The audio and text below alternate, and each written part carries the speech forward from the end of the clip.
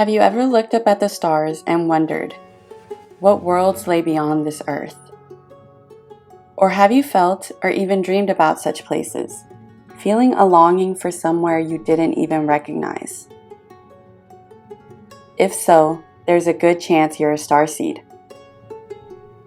Hi, if you're new here, my name is Jess, and welcome to Mystic Soul Mornings.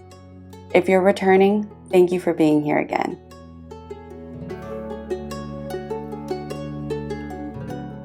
I want to quickly mention that this is a sister video, and I've posted a tarot pick-a-card where you can use your intuition to pinpoint exactly the origin of your soul, so check that out.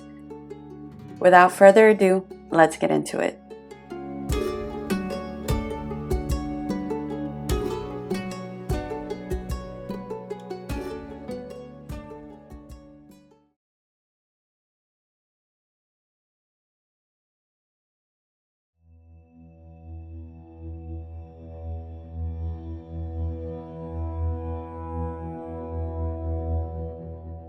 You may have heard the term before, but what exactly is a starseed? Well, it's a soul that has experienced life in different places and times, who has come to this earth with the mission to help humanity heal and evolve. These souls know that there's more out there than what we see or know to be true. Now, this could be a soul that originated on another planet or another dimension, or it could be a soul that originated here on Earth, but has incarnated into other places as well. So now that you know what a starseed is, how can you tell if you're one? Well, there's very similar characteristics that connect all of them. Number one, they're very interested in conversations about the supernatural, the occult, and the mysteries of human existence.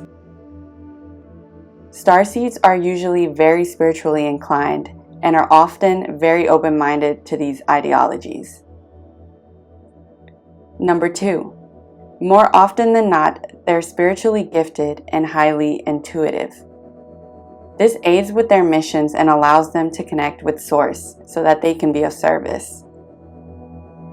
These gifts may be dormant until needed, or maybe they were gifts that they had as children, which grew dormant over the years. But these gifts can reawaken at any point. This being said, they can also have an affinity for technology and science, especially depending on the civilization of origin. When they are drawn to it, they want to use science to answer life's great mysteries. So it's usually very philosophical, and they're drawn to more research-based or metaphysical studies. Number three, they have a deep yearning to return to their true homes without even knowing where or when this is. Speaking from experience, when I was a young girl, we had a wooden swing in the backyard. Well, we still do. So many nights I would go out there and just stare at the stars for hours and long for a place beyond here. Side note, this may be why I resonated with and loved The Wizard of Oz so much as a kid growing up, and I would spend hours daydreaming about it. It's not that I didn't love the Earth, I just felt like a visitor. Which is crazy because this is the only planet I thought I had ever known, and I didn't even know that that's what I was feeling until I discovered this term in 2020. 2020 was an interesting year to say the least, but a lot of people had spiritual awakenings that year. I almost had what I would call a spiritual reawakening because I wasn't really coming into something new, but more returning to something that I had neglected for a long time, something that was a very big part of me. But I'll speak more about that in a later video.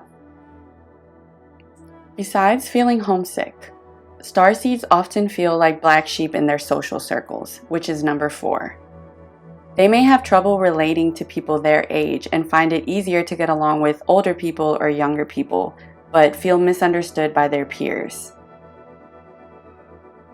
Starseeds can often be referred to as being quote-unquote mature for their age when they're children, or overly sensitive, and it's not that this is the case, it's just that they are highly empathetic, detect the energies of those around them a lot easier, so it can be a little bit harder to integrate into social situations. Number 5, babies and animals feel very drawn to and safe around these individuals.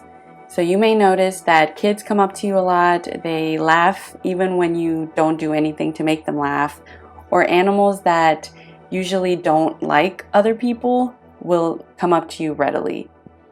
You may be over at a friend's house or a family member's house and their cat that just hates everybody else comes up to you and sits on your lap, and they're like, this absolutely never happens. And it's because these beings can sense the purity of your soul and your energy.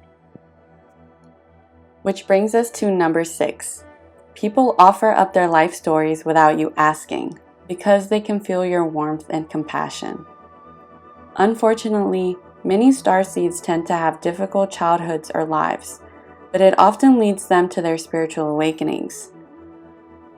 These hardships could be because it's necessary for their mission, or because it's part of the karmic debt that they agreed to take on as part of being incarnated into their particular ancestral line. I've also noticed that many starseeds have had near-death experiences as children, which can ignite spiritual abilities, but I want to talk more about this in a future video. Lastly, number 7, they don't feel comfortable with the violence and hate here on Earth, because it doesn't exist on their home planets, at least nothing like this. Earth is very energetically low, and we have trouble accepting this.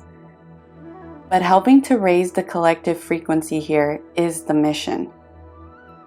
Part of the awakening process of a starseed is to embrace this planet as our home, and to commit to being here during this pivotal time, which Rebecca Campbell talks about in her book, Letters to a Starseed.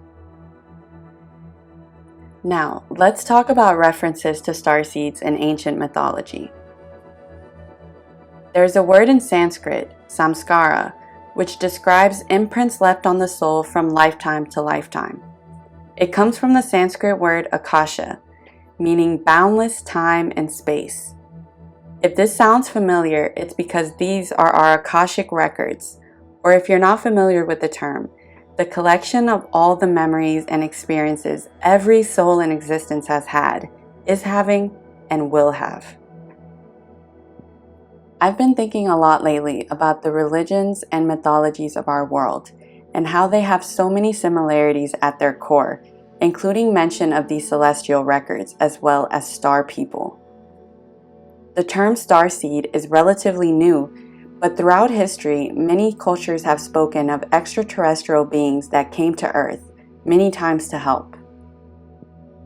The term ancient astronauts refers to these intelligent celestial visitors that came and influenced human civilization in some way. It is said that they provided a sort of mother culture that we emulated here on Earth. They were said to aid humanity in technology, astroarchitecture, religion, biology, and many other areas. In Rebecca's book, she references some of these. A legend of the Dogon tribe of Mali describes amphibious beings from Sirius in the constellation of Canis Major visiting them 3,000 years ago. The tribe still has a ceremony to honor the star to this day. In the US, some Native American creation stories speak about a star or sky woman who comes from the heavens with medicinal plants and gives birth to humanity. An ancient Egyptian myth, among many others, suggests that gods themselves came from the stars. Circling back to the belief of ancient astronauts, a common theory is that the deities from almost all religions are extraterrestrial in origin. So I wonder, could these gods in Egyptian and other mythologies alike be some of the very first starseeds, born during the dawn of existence? Which brings us to the next point, the earthly age of starseeds. Sources refer to them a bit differently, but I personally classify them as ancient, old, and new. Remember that this is in relation to their lifetimes here on Earth, not to the overall age of the soul from its birth. Earth is a school. Many souls come here to learn and evolve, but in the case of starseeds, mostly to help. The first kind, ancient souls. These souls are hundreds of lifetimes old, possibly witnessing the beginning of humanity. They've spent many of their lives here on Earth, and these are what I would consider our ancestors. Many of these souls must have originated here on Earth and have a strong connection to the land, I believe. They serve as guardians of this planet, and much like other starseeds, they're here to help humanity evolve. Shamans, spiritual teachers, channelers, prophets, and healers are ancient starseeds, I believe. All human knowledge of the divine comes from them. So numerology, astrology, lightwork, energy healing, you name it. In more recent history, these are visionaries and revolutionaries in their field, and whose work is referred to as groundbreaking and referenced for many, many years afterwards. The second kind are old souls, which are the most common. The amount of lifetimes for these starseeds can range anywhere from 5 to 50 on this planet, although it varies. These souls have gotten used to the density of the Earth and have developed their soul missions. These missions have been practiced in one form or another for many lives now. Earth is a place of service, and these souls have already attained a higher level of consciousness on other planets, so they've more so come here to aid in the ascension of humanity and to teach, not so much to learn. That being said, we can always grow and learn as humans. The third and final kind are new souls. These starseeds are in their very first few lifetimes here on Earth. Many of them actually came during this time specifically because it's easier to integrate with humanity during times of collective ascension. So they chose this moment to integrate themselves into our world. These are very pure souls. They have a childlike wonder to them. These are the babies of the starseed types. Many indigo, crystal, and rainbow children are said to be new souls. These colors refer to their auras, and these starseeds have arrived here to bring about change. Indigo children were said to arrive here in the 60s and 70s, crystal children in the 90s, and rainbow children in the 2000s. These souls will have countless lifetimes and missions on this earth, and possibly other realms too. These are starseeds. They've mainly come here to dismantle failing systems and to implement new, sustainable, progressive ones. These are the starseeds that will inherit the new earth. Alright, my loves, that's all I have for y'all today on starseeds. Remember, they're all equally as important and unique, and the individual roles that they play in these times are equally imperative. I also have some more recommendations at the end of this video. Some of them are more deep, some of them are more fun, but they all keep the starseed vibe going.